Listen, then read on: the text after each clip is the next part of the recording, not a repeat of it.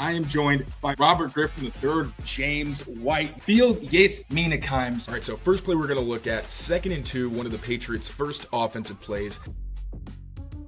What's going on, everybody? Mike Kadlick and Taylor Kyles here for CLNS Media, back with another episode of the Patriots Daily Podcast, powered by Prize Picks today. Today, it's a fun day, Taylor, because Patriots start OTAs today. They're in the building today on Monday on the field.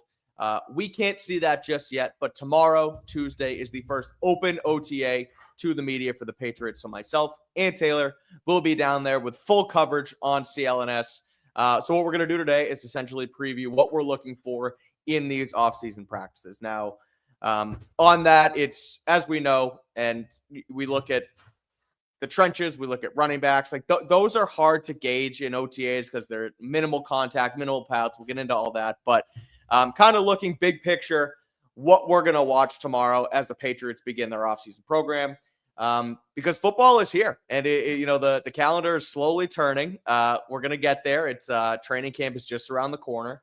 And so before we get into that, though, Taylor, we do need to rehash some things. Not rehash. I think rehash is not the right way to talk about it. But the schedule that came out last Wednesday. It was our last live show. Last week, we pulled back a little bit, only had a couple live shows, did some more pre-recorded stuff, interviews to get us through the week. So we haven't really been on here since Wednesday. And after our schedule release live show came out and we tweeted out our predictions, you've earned the nickname Mr. 13 and 4. And our friend Mike Giardi has talked about it on All 32. They've talked about it. His friend, my friend, Andy Hart, they talked about you on WEEI, talking about how I had a feeling because Andy followed me the day after, and I was like, I guess I made WEEI. Yeah, so Taylor's optimism around this 2025 Patriots. What did they say?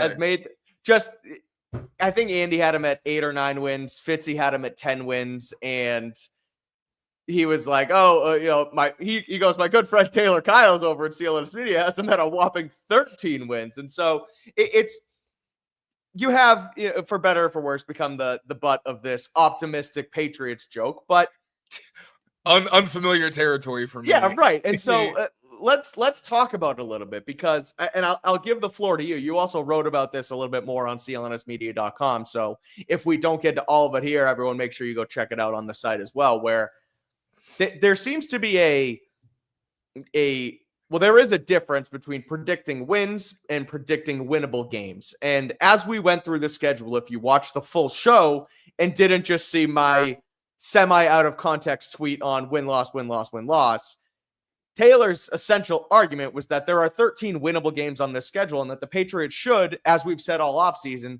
win double-digit games. And the way it kind of came out, it looked like, maybe we're up to 13. And so not that we need to give you the opportunity to kind of defend yourself here because you've done that a little bit here. We want to drive traffic to the website. Yeah, we wrote it up. So go check that out. But Taylor, after what became such a vitriol, with the Mr. 13 and 4, where are you? What are your thoughts?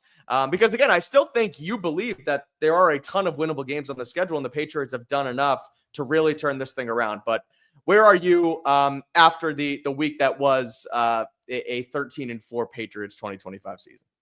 Yeah, so I'm at like an optimistic 12 wins, probably more realistically 11. And like you said, I was saying that in 13 of those games, there are matchups where I would expect them to win. And Vegas favored them in 11 games, so I wasn't that far off. Obviously had them at 8.5 wins, which I understand because like Alex and I talked about this, so I'm not going to get too deep into it, but it makes sense that they're putting the win prediction under 10 because they need to make money, and no one is betting that the Patriots are going to win 10 games. It's too much. I can give you all the evidence you want, and I think even people in other markets, like I've asked, we've had people on the show who have said the Patriots are going to exceed expectations and have a lot of success. So this isn't like maybe other years where I'm kind of waving the flag and everyone else is like, maybe come off that. And I've learned, Like, experience coaching matters. But one of my big points is that the coaching is so much different than it's been in years past, where 2022 and 2024 were obviously disasters. 2023, you had Bill O'Brien in the room, but he's also kind of being undermined by Belichick and just all the chaos that was going on around him that impacted his ability to be successful. So the offense hasn't had a coach since Josh McDaniels. The last time that people took the Patriots offense seriously were even when they had Cam Newton, even when he had Matt Castle, albeit on a stacked offense. But Matt Castle hadn't even been a starter in college. Like, we're talking the most inexperienced you could be. And that was a guy who still led a proficient passing offense. So my main point was that you have Josh McDaniels, you have Mike Vrabel, have Drake May, and this should be an elite defense. Like, you've got a pass rush with a ton of dudes on it. You've also got Christian Gonzalez, Carlton Davis, a deep safety room, although it's going to be one of the positions I'm going to watch. We'll get into that. And a lot of more playmakers than you've had in years past. So for me, like, this is Texans territory. This is Commanders territory, where the expectation based on what we've seen the past 2 years should be, the Patriots with the second-year quarterback who's already super talented and very smart, with an incredible supporting cast and proven coaching. Like, we're talking a coach of the year, a 6-time Super Bowl winner, not as an offensive coordinator, but 3-time winner specifically as an offensive coordinator, and he's been in 1-3 more as an assistant. That means something. I just think so. And Terrell Williams, a guy who never really gets talked about, but is a renowned defensive line coach who's on a staff of guys he knows. There's just no reason to me that they should win fewer than 10 games for those reasons. There is too much infrastructure at this point. Yes, they're going to stumble and there's going to be early season struggles. Their season's not that tough. Like, you don't play a playoff team until October, and you don't play another one until November. So I just think they're going to have the time to let things gel against teams that aren't proven, who are also in similar circumstances, where quarterback or head coach are, maybe not totally decided yet. Obviously there's going to be surprises. That's why if you make me predict it, I'd safely go with 11. If I'm feeling good, I would say 12. A bit more of a teeter there. But I think 13, expecting that of them is a lot. Like, I think they're going to win games they shouldn't. I think they're going to maybe lose 1 or 2 that they should win. That's just the nature of the game. And that's those 5 games where anything can happen in the NFL that make the difference. But I really do think this is a team that's equipped to be very successful and really turn things around and have one of those 8-win flips like we've seen in the past couple of years. And that's the thing where I started to go into a little bit off the top, and I'll kind of expound on a little bit more here, where my pushback to the 13-4 prediction of yours is that there's going to be games in the NFL season where you lose when you weren't supposed to, and you win where you might not have supposed to, right? Where, I'm looking at our predictions that we did on Wednesday, and for example, I had Cleveland as a loss. You pushed back on that, saying there's no way they lose to Cleveland. A lot of people... I would not use that as an example. Oh, okay. For that reason, yes, fair. Well, people came back at me and were like, well, how the hell do you think they're going to lose to Cleveland? I'm like, I kind of tried to give you the Joe Flacco thing. And it's like, sometimes there's just games on the schedule that you just don't pull out, where I'm looking at on your side too. Like, you have a win against Buffalo late in the season where, that could easily be a coin flip. There's I guess one of the Dolphins games could be a coin flip. Like, the Steelers, we both have them beating the Steelers. We don't know if they're going to sign Aaron Rodgers just yet. We don't know if Mason Rudolph. And even if they do, so what? Like, Christian Barmore and Milton Williams versus Aaron Rodgers, I don't care who's in front of them. I'm taking that all day. So, right, but there's also, they could lose a game. Right. Like, that's a team that's sort of on par with you. Even if you're a little bit better, you might just lose a game like that. And so that happens in the NFL. You lose games you're not supposed to. And so the 13 winnable games make sense. Giving them all to them, I would disagree. That's why I pulled back to maybe 10. I did say that. I did say in the show, I don't like them winning 13 games, but I think there are 13 that they should win. Yeah, right. It would be a surprise. Not that it would be a surprise, but they should win. They should win these games. They still have to be played on Sunday, Monday, Thursday, etc. So a little bit taken out of context by us just saying, here's our predictions and here's the graphic. But, that's what we do. That's how you rile it up. And when I made my article, there's plenty of tape in there. I got some stats and historical context. This isn't I know I have the sunny takes, but if I'm going to have one of those, I will always post it so that you can go over it. You can laugh at it if you want, but I will always put my name on it and put it in writing. And I hate writing. So that's how you right. I hate writing. I wrote it in a fit of rage at midnight, and that's why if you read it too early, it barely made sense. I was so rattled. Well, I knew that, yesterday I see a tweet from Taylor Kyles that says, here's my story, and I'm like, oh, he means business if he's out there typing away trying to defend himself. So, but that's the thing, and that's kind of what I told you. It's like fired the scheduled tweet. And I was like, no, stand behind it, because that's. And not stand behind it as they're going to win 13 games, but stand behind, no, this is why I said it, and here's why. And it's hard to still disagree with the fact that they could win 13 games because the way the schedule lined up. I don't think it's going to happen. I know you don't think it's going to happen, but that's probably the ceiling, and that's kind of what we were going for in our conversation. So that's that. We're sticking to it. 13-4 Taylor Kyles, 10-7 Mike Kadlick, and if they hit either of them, then we won the prediction games here in mid-May. So let's get into OTAs. Patriots, move on from that one. Patriots starting up OTAs today. I saw someone in the chat ask when they started. They are today. They have a couple sessions over the next few weeks, and there are, I believe, 3 open to the media. Tomorrow will be the first. Next Wednesday is one as well, and I think there's a third. I can't remember the date off the top of my head, but tomorrow we will speak with Mike Vrabel at 11:45. Patriots will practice at 12:05, and then Christian Gonzalez, Hunter Henry, Morgan Moses, and Keon White will speak after practice as well. So we'll get some good quotes from those guys down in Foxborough. So it should be good. We've obviously seen Forged in Foxborough, the hour and 15-minute documentary, episode 1. It is pretty good. It's a good little peel behind the curtain. You see some of the draft process. You see a peek into the meeting room with Mike Vrabel, kind of, and we saw those kind of leaks. The thing with Caden Wallace, the pushback versus walking him this way, and the rules of the team and such. But if you haven't checked that out, go check it out. And now that there's practice, we'll get to now see how it actually translates to the practice field. So what we'll do here over the next few minutes, Taylor, is just go what to watch for, what we want to watch for. We can do it by positions. But also kind of loop in, I don't want to say storylines, but other things that aren't necessarily what position groups are watching. So what's your number one, where are your eyes going to be tomorrow as OTAs begin? If we're doing everything, I'm definitely going to try to keep an eye on where Vrabel is. That's going to be very difficult. That's going to probably be more during the, position drills. Because at that point, like even when we were in the bubble, when they were just doing the rookie mini camp, I would look and you would turn for a second. And if you went back to where he was, literally he'd be on the other side of the field. And I'm like, wait, can somebody help me? And I literally saw him go from Will Campbell to Joshua Farmer, who was on like both back and to the right. And Will Campbell was with us kind of in the close left side of the bubble. So he's a really active guy, but it's also cool to see. I know that Farmer mentioned it shows he cares. Kyle Williams mentioned it shows he cares. It shows his attention to detail, that he's not just saying like, oh, I want it done this way. He's saying, no, I am preaching this and I will show you and bring you along. It's why I loved Scott Peters. You can say what you will about him, but that was a guy who had his principles, knew how he wanted to coach something. And whether it obviously had its downside because the rookies basically disappeared for most of the season. But at the same time, the veterans got better. And you could tell that there was a method to his madness, and players appreciated that he was able to work with them on a very individual level.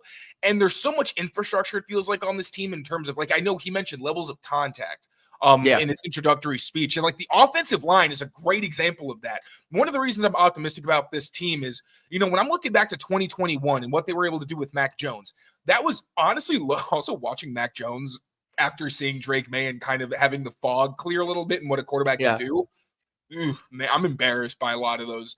I was defending that man too much. And honestly, they were so bad, I think it made me mentally unwell for a few years. I was a Mac guy as just well, wanted to see him get better. And we all just wanted to see the guy succeed. But it's like, bad moments. And it's just like you can see how the offense elevated the supporting cast. And we all think of the 2021 offense as Trent Brown, Shaq Mason, a really good Ted Karras, David Andrews, and Isaiah Wynn is, what it is. They had a bunch of injuries. David Andrews was the only guy who started every game. I think Shaq Mason missed 2 games. Trent Brown missed a bunch of games. And Wenu was a backup pretty much at every spot. He played left guard, right tackle. Yasir Durant, do you remember that name? Yasir Durant, Justin Heron. There were a lot of bad offensive linemen that year. And there was a lot of bad things that happened, and they were like plugging and everything and still made it work. which now they have both veterans and quality depth in the young guys. So you've got like McDaniels to help out. You got Vrabel, you've got Doug Marrone, and you've got the assistant coaches.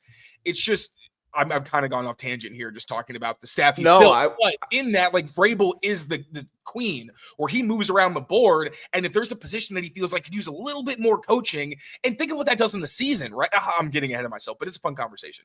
But think about what that does in the season, where if the defensive line is struggling, well, where's Vrabel going to be every practice? With the defensive line. And you know their fundamentals at the worst are going to improve, so they're not getting beat in ways they shouldn't. And we're just going to see the early kind of seeds of that tomorrow and throughout this week, and that should be exciting. Well, I'm glad you sort of started to mention the coaching staff, because that was going to be my other thing before we get into the actual positions and groupings and what we want to see from the players. Is I'm excited to see Josh McDaniels in action too. And I know that I wasn't at rookie minicamp, you were, but Drake May wasn't out there obviously because it was only the kids. So we haven't seen Drake and Josh work together on the field just yet. And so to have him back, to have I don't mean this against Alex Van Pelt, because I think he did the best he could with the situation he had. But it's good to see an experienced OC, head coach of the offense level guy who has done it before, come in and try and command that room. So I'm excited to see him work with Drake, see what they do, see how he's bouncing around on different parts of the offense as well. Because yes, he is. I don't know if. Well, Ashton Grant is actually the quarterback's coach, but he's a de facto QB's coach. He's been a QB's coach. It's like the Alex Van Pelt situation. Where exactly. Like, he's running the room. Yeah. Right. And so I'm excited to see how that works out. I'm excited to see how, frankly, everyone's talked about when McDaniels got hired, are him and Vrabel going to clash? Or are they too alpha for each other? Is this head coach OC combination going to work? I'm excited to see that relationship kind of start to build as well, because you talk about Mike Vrabel being the guy who bounces around a mile a minute all over the place. He got the offensive coaching experience last year in Cleveland a little bit when he was working with the tight ends and some of the O-line and stuff. So I'm curious to see what his input on that side of the ball will be as well, and how him and Josh work to kind of build that offense up. And to kind of add to that, one, like, also, how nice is it going to be to not have to watch and track quarterback splits? That is the most annoying thing, because like you want to maybe sometimes look at other stuff, like when a quarterback's going in between, but last year it's like you have to be laser focused on it. Yeah, if you want to know about the quarterbacks. Like, it was so annoying. So that's how many snaps did Jacoby get? How many snaps did even Cam Newton? I wasn't even there, I think, for a Cam Newton, but figuring out the Cam versus Mac thing, and then Drake and Jacoby and all that. And it's like, we have a starter. It's all good. He's the guy. We don't have to worry about, even who's the backup or things like that. Like, that is set in stone. So now we just know, basically, like you said, we can kind of shift our focus to everywhere else. Yeah. So I that was kind of the last thing I wanted to add. So that's going to be very nice. Like, when we're watching McDaniels, it's like, oh, here he is working with Drake. Not, oh, what does, the body language mean when this guy's doing this? These guys, like, it's just like, you have to care, but it's just like, I would much rather be just kind of laser focused a little bit more. And that's going to be really, really nice to see them in action with like a clear plan at what they're doing. 100%. No, for sure. All right, let's get into the position groups in just a second. But first, we got to take a listen to our quick. I always use kind of similar language in transitioning to these ad reads, and that just all came out at once. So we're going to take a break to listen to our friends over at Prize Picks. We'll be right back. Prize Picks is the best place to turn your sports knowledge into cash. With millions of members, Prize Picks has made daily fantasy sports accessible to all. You just pick more or less on at least 2 players for a shot to win up to 2,000 times your cash. So run your game all season long on Prize Picks. And it's not just the regular season, it's the postseason as well. Turn your playoff hot takes into tickets to basketball's championship series. That's right. Starting with the play-in round, every lineup you make on Prize Picks will enter you into the Takes to Tickets sweepstakes, which can get you and a +1 a VIP trip to the ship. You think Anthony Edwards will get more than 24 points? You think Jason Tatum will have more than 35? Cook up those hot takes with your friends and win real money this basketball season when you and your crew run your game on Prize Picks. And all you got to do is download the app today and use code CLNS to get $50 instantly after you play your first $5 lineup. That's code CLNS to get $50 instantly after you play your first $5 lineup. Prize Picks, run your game. Just incredibly sad listening over that Prize Picks read and hearing my mention of Jason Tatum. Unfortunately, Loses the Achilles. Tough one for the Celtics. But the NBA Conference Finals start this week. It's Knicks Pacers in the East. It is Thunder and Minnesota Timberwolves in the West. So if you want to get on the action, head over to PrizePicks. Use that code CLNS. $50 instantly after you play your first $5 lineup. There's still plenty of basketball, hockey as well. So make sure if you want to get in on it, use that code CLNS. Helps us out and also helps you get some free money over there in your PrizePicks account. All right, OTAs, back to it. We'll talk about a couple position groups, Taylor, what we're kind of watching for. And I guess I know we were kind of going to go back and forth here, but we sort of already started talking about quarterbacks, so let's just segue into that. Obviously, Drake May is going to be the, what we're looking for most there with the QBs. But what of the quarterback room, what is your eyes going to be on? What do you want to see from Drake May tomorrow? And kind of what are you going to be focusing on while the quarterbacks are working out tomorrow? I just mentioned how I didn't really want to be watching like body language and stuff like that. Right. But I mean, it does have its value. And that's what I'm going to be watching for Drake specifically is everyone talks about, he seems like more of a leader. He's got more command of the offense, with the communication and all that. And also he's being himself. And that's a fun thing to see. Like when you have that leader and that quarterback like a Drake May where he is really charismatic. He does like to talk. So he kind of bounces around to different guys. Like that's a fun thing to watch. Like Brady did the same thing where he'll talk crap to the defense, talking to the offense, sits with the offensive line. So just kind of seeing him in a different type of environment where it is his field. It's not like I have to have some deference to Jacoby Brissett, right? Totally. Because this is the veteran.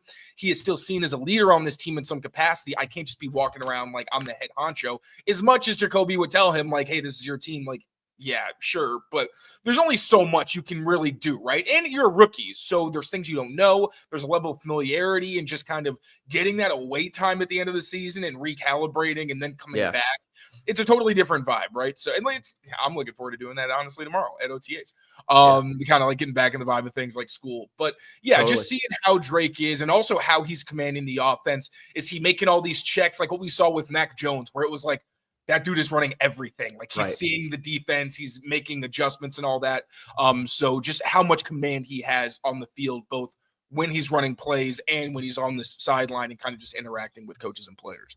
Well, we just talked about how we were both Mac Jones guys, and that command of the offense with Josh was kind of what made his ability as a player so intriguing, because he understood the game pretty much right away as soon as he got in here. And that transition from last year under AVP to this Josh McDaniels offense is what my eyes are going to be on, maybe even more than, the leadership. And the leadership sort of comes with the territory as a quarterback, and it feels like they're trying to, I don't want to say artificially, but pump that up. Like we've heard Elliott talk about Drake's going to be a leader, and Drake has talked about several times, I want to be a leader. So that's clearly on the forefront of what he wants to try and do this season. But his understanding of Josh's offense and how quickly he can pick up what they want to do. And like you said, making those checks, making those adjustments, how much control he really does have with protection, with, check with me's, signaling to wide receivers, all that jazz that's on top of what actually, is called for a play. I know we might not get to see a ton of that tomorrow because it is only OTAs and it is only May, but those little things are kind of what my eyes are going to be on as well.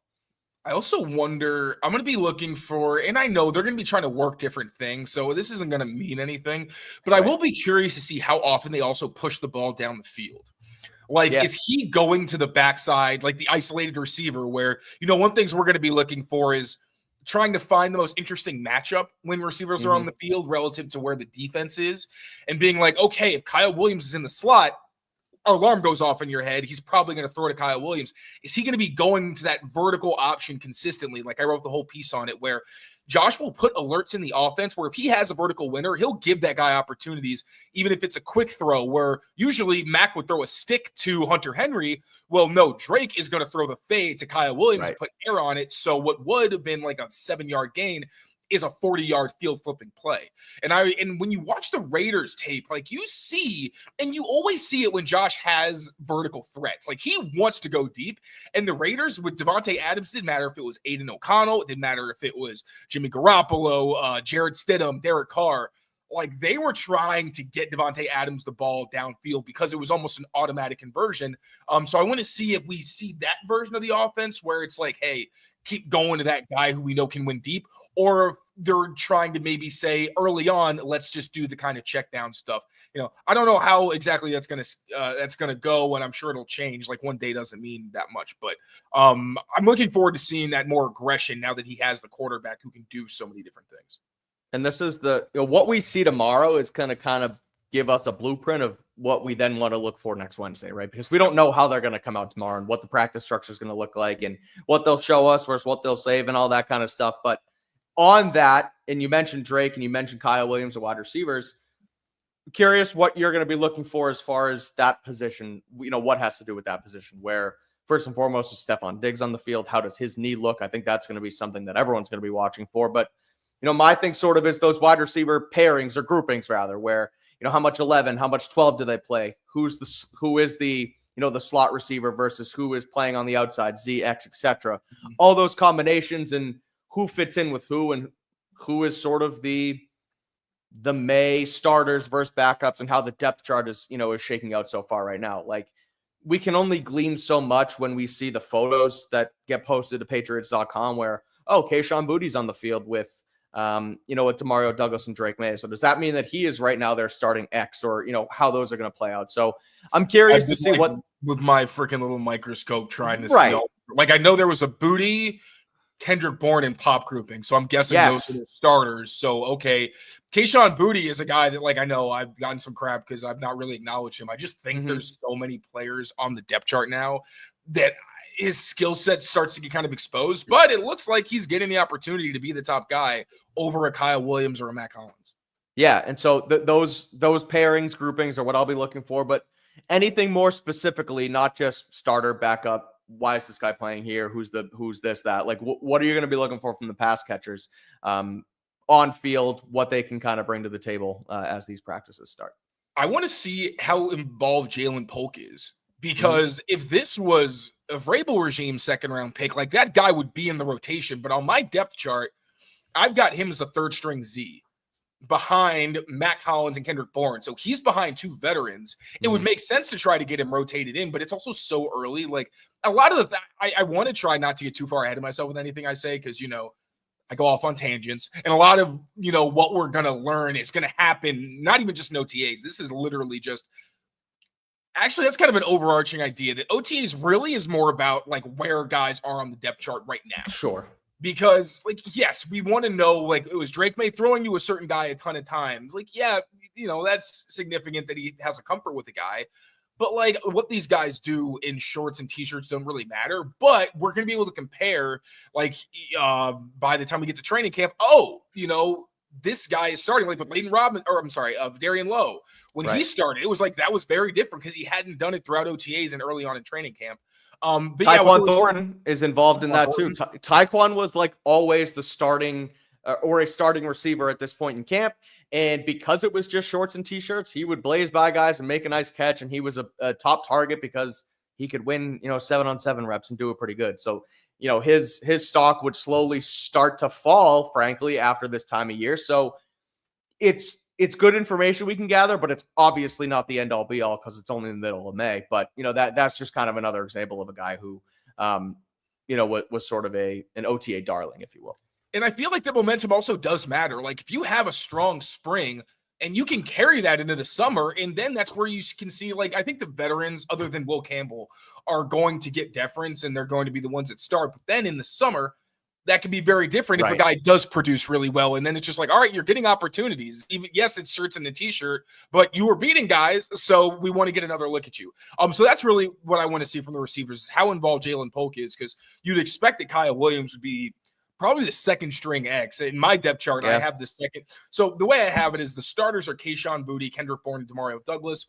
Then I've got Kyle Williams, Mac Hollins, and Efton Chisholm. And another reason that Jalen Polk's situation is going to be interesting is because Efton Chisholm was playing as an X, or I'm sorry, as a Z when they were going in two receiver sets in rookie minicamp. So he's someone that they think has some level of versatility and isn't just a slot-only player. So they prefer Efton Chisholm.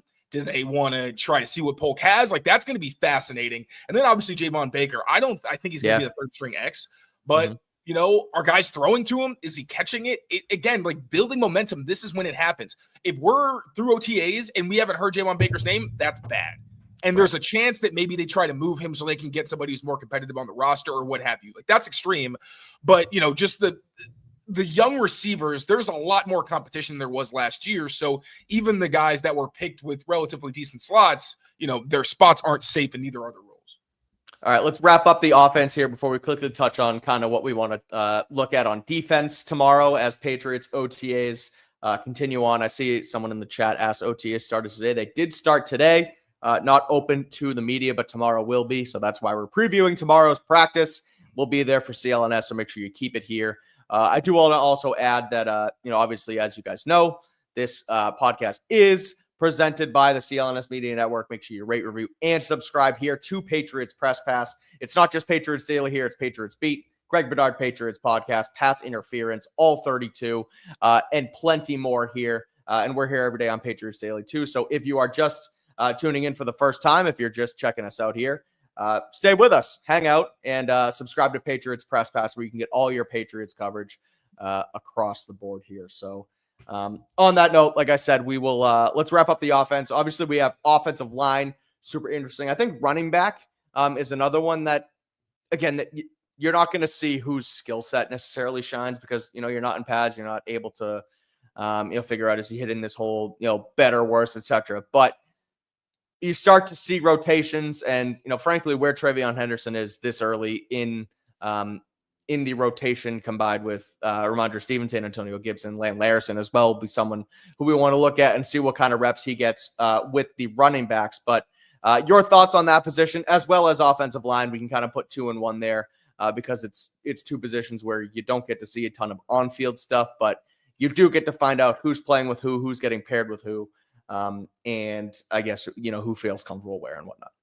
I feel like running back just isn't super interesting this year. One, because obviously it's OTAs, but also like Ramondre and Antonio are probably going to start. I'd imagine Travion Henderson is a guy who rotates with them as well. I guess the most interesting area here is like how involved Brock Lampy is. Like if he is the guy in the top offense, we expect him to be. He's the only fullback on the roster, but that'll just kind of be reassurance that he has maybe the clearest shot to the roster as long as he continues to have a good summer because he doesn't really have any real competition at his role. Offensive line, I think we know who the starters are going to be there as well. Will Campbell, Wes Schweitzer, Garrett Bradbury, Mike Nwenu, and Morgan Moses. It's been that combination in the pictures that we've seen from camp. The backups are where it gets a lot more interesting because, like I said, they've got developmental players at every position now. So the way I'm guessing the second string is going to work out is Caden Wallace at left tackle, because I keep seeing him at left. I thought he was going to play right, but it also makes sense considering City So has been playing right tackle. So I think it's going to be those guys on the bookends, probably Cole Strange, just again, a veteran thing at left guard, Jared Wilson as the center, because you still want to get him some significant reps. And then Tyrese Robinson, I've been seeing as the right guard. And then even the third string, like Vidarian Lowe probably is going to be the tackle there, but it could also be Marcus Bryant. Layden Robinson and Cole Strange is going to be really interesting to me because I think City's going to have to, at guard, earn a spot. Also wonder if they're going to move him based on where the line is, like if he's a third string guard. But like you got Jack Conley as well. Like there's a lot of interesting young players that are fighting for roster spots and could potentially supplant guys like Trey Jacobs, guys like Ben Brown, who may not make the roster, but could have maybe had shots at the practice squad. And it seems like I think the Patriots are going to be pretty well stocked on the offensive line this year in terms of having the veterans who can hold things down and know what they're doing, and also the young guys. We're hoping by the end of summer, maybe a couple of these veteran starters are out the door and on other teams, and you can really have confidence in your young guys. So the backup offensive line, I'm going to be laser focused on that when Josh Dobbs is in the game. And also potentially if we see Jared Wilson getting opportunities with Drake May, if we see them rotating at left guard, and it's not just Wes Schweitzer, still very early. So I know they've mentioned like they don't want to really throw guys off yet. They just want them to be able to get their bearings. But that's more about positions. So we'll see what happens with the actual lineups and if guys get rotated. Yeah, the Wes Schweitzer, and if he does end up winning this job, that's going to be hard to continue saying for the entire season. Wes Schweitzer, it sounds like one name. Yeah, Wesley. So Schweitzer at left guard versus, like you mentioned, Layden Robinson versus Cole Strange. And if they're going to give those guys an opportunity to win the job, or if it's essentially Schweitzer's job to lose. Now, it's not a sexy position battle to watch, but it does kind of give credence to if it is Schweitzer, you would think that Layden Robinson would have the upper hand as the backup, and then Cole Strange is all of a sudden on the outside looking into the potential offensive line room as a whole, where if it is a more of a competition between Robinson and Cole Strange, which we kind of thought, frankly, before we saw pictures of OTAs come out and we saw that left tackle, left guard combo of Campbell and Wes, we thought maybe Schweitzer was on the outside looking in, and now it's kind of flipped. So this is just the start of that position battle on the line where all other 5 positions feel like they are locked in with Campbell, Bradbury, Onwenu, and Morgan Moses. So that's sort of the one along the offensive line, and any sort of trickle-down effect. You mentioned Jared Wilson, if they give him a chance at center as well. So not a ton. Like I said, it's not, they're not putting on helmets and shoulder pads tomorrow. They're not going to be clearing gaps with the RBs. They're not going to be doing one-on-ones, but there is enough to talk about, especially on the offensive side of the ball, to give us some more fun summer content as we get towards training camp.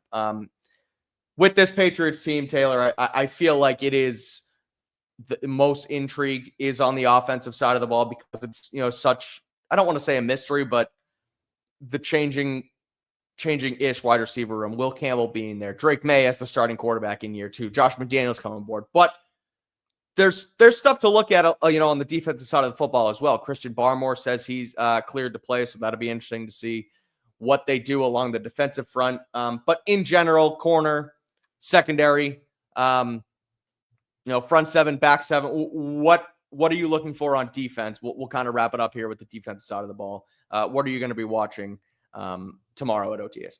I'm going to be watching the safety room because I think that's the one position where we really don't know exactly how it's going to work out. Now, it's easy to predict like Kyle Duggar and Jabril Peppers as the starters, but these are guys that were coming off injuries that really slowed them down last year. And I know Kyle Duggar made his worse because he'd been playing on a bad ankle for almost the entire season. Jabril Peppers wasn't able to get the treatment he needed on his knee injury. So seeing how those guys look, if they look fast, if they look comfortable, or if they look like maybe they're a little bit inhibited. And then also just a position with so many bodies. Like Jalen Hawkins and Dale Pettis in an ideal world don't play any snaps for you at safety. Jalen Hawkins ideally is on another team just because your young guys step up, and Pettis can maybe remain just a core special teams player who can play defense for you, but only in a pinch. Marte Mapu, like, where does he even factor in? I've got him in as the 4th string because he hasn't earned it. He's been a liability to the point where they've had to bench him. As much as I like the tools and I think he means well and he's a smart guy, I think he's been put in some tough positions and he hasn't managed to overcome them. But you've got Marcus Epps, who, if you're just kind of guessing based on, the fact that he played for McDaniels, which doesn't affect Terrell Williams, obviously, but a guy who's been a captain, he'll probably have some kind of early role, maybe the free safety where Jabril Peppers can roam around a little bit more. And Craig Woodson is a guy that I think could end up being a starter, or at least that 3rd safety who they have in like almost every package outside of their true nickel defense. So I think safety is going to be fascinating because there's a bunch of guys who are coming off injury or who have been prone to injury or have battled injury in the past. Yeah. So you're thinking, all right, how are they even going to look? And there's enough young talent in Craig Woodson and Marte Mapu that it could make things interesting if those guys are able to stand out early.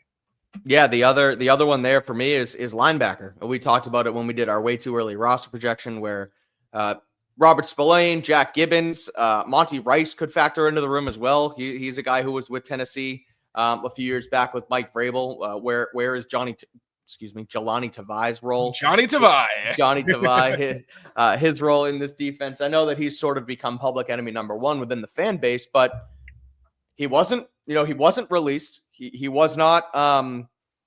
He has not been exiled by this Vrabel regime just yet. I feel like there's sort of maybe been some sort of understanding between the two sides. Like, and 2 of his past 3 years have been good, which I feel like people don't really bring up, and because last year was so bad and it just seemed like he wasn't a good fit. But at this point, you got to call it what it is. Like, this is a good player who's still around and is going to He's here to stay. It sounds like he's here. He's going to fight. Exactly. For what it's worth, I saw he was featured in one of their social media videos the other day. So he's excited to be here, it seems like, as well. So that's another one where just the linebacker rotations and kind of who plays where will be something to watch as well. And on the secondary, Taylor, I saw that you quoted the Pro Football Focus top 25 under 25, and Christian Gonzalez was not included. Crazy. I can't even find that guy on social media, and I think that's smart. The writer? If he's going to be dropping, stuff like that. I I don't usually comment on that stuff. Like listables are what they are. Right. There's zero. He's not even mentioned. Like if there was a qualifier where you're just like, so players like XYZ who he was an All-Pro and he's 22 years old. That was I thought that was odd. That was the one. I read it looking to see if there was an honorable mention category, because I wanted to see if they would mention Drake May, because what he showed last year, whatever. Jaden Daniels, I think, was in there, so I figured he would get a mention. Then no Christian Gonzalez. I was like, what the hell are we doing? Christian Benford was on the list. It's like they're in the same division. Maybe he got confused. Christian in the AFC East is really good, man. I don't know. Or is Christian Benford a good man? I actually don't remember. I don't think about him. I don't know. But often. Yeah. So that was kind of weird. I thought he should be included. But Gonzo will be one to always watch, because him and Drake May are the tentpoles of this team moving forward. So be excited to see. I don't expect him to take a jump in leadership necessarily. It's not a knock against him. It's just he's quiet, composed cornerback like we've always seen. But he's a fun one. Chippier. I think he's going to start talking more every year. Like he can't just become Richard Sherman. But I feel like as he gains confidence, you start seeing him get in people's faces more. And I talked about it in my article. If the pass rush gets better, and we talked about it with Anthony. Going to have more opportunities. If he's defense player of the year, he's got a lot of picks. And if he's taking possessions away, he's going to be talking his shit. That's going to be fun to watch. And he better get mentioned in the top 25 under 25 next year, if that is the case. So I'm surprised that PFF hasn't, or the writer or anybody haven't been like, okay, well, you're we right. Forgot him. Yeah. I would just be like, no, I screwed up. Just make a quick announcement, because I think that guy's going to get roasted. But he has that social media, so good for him. Right. Good on him. All right. Well, at any rate, anything else you're watching for tomorrow at OTAs before we wrap up this show here, Taylor? Let's see. Andres Borregales, I want to see if he's as money as they say he is. It's one of the few positions where the pads don't translate significantly enough for this part of the year, where you like take it with a grain of salt. It's like, they barely wear pads. Right. Anything else? I want to see Keon White in the edge position as well, because I think that the defensive line, like Barmore, Milton Williams, and Harold Landry, like those guys ideally don't leave the field very often. But it's a complete unknown at the spot opposite Landry. I think he still will rotate, because there's so many bodies there. I think it would be irresponsible to ask a guy who's 29 years old, 28, to play as many snaps as he could have to play. But you've got Keon White, who's a great interior rusher, but been inconsistent on the edge. So where does he factor in? Is he a starter on the edge?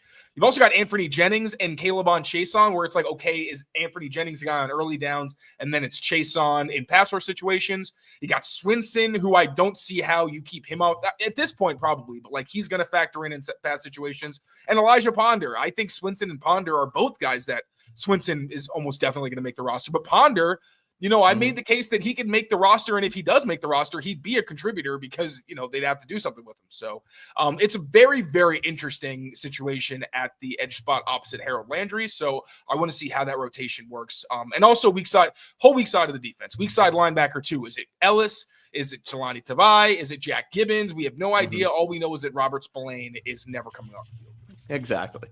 I'll use your mention of Braden Swinson to plug what you had just put up on the CLNS website earlier today as the Patriots rookies and how they could cure the ailing edge rush that New England has, sort of suffered over the last couple of years. So check that out on the website if you have not already. Taylor dives into what Braden Swinson and company can do to help the Patriots pass rush in 2025. And on that, I think we're done here on this lovely Monday afternoon. Patriots, again, starting OTAs today in Foxborough. They are on the practice field. Or were on the practice field earlier today, and they are opening to the media tomorrow afternoon, a 12:05 practice session that myself and Taylor will be at, and we'll have all the analysis after the fact as well. We will tell you about everything we said we're going to watch for today, and dive into that here on the channel. So make sure you keep it here, locked in on Patriots Press Pass. Rate, review, subscribe to the channel. Subscribe to Patriots Daily on all your audio feeds as well, and do the same for all the other Patriots CLNS shows you listen to as well. So, Taylor, thanks for joining me. Thanks for doing this. We will be back tomorrow with some sort of analysis. And then Wednesday, we have a fun mailbag edition of the pod as well. So make sure you keep it here locked in on Press Pass. So until next time, take care of yourselves. Take care of each other. And we will see you soon with some OTA recaps here on the channel. Peace out, everyone.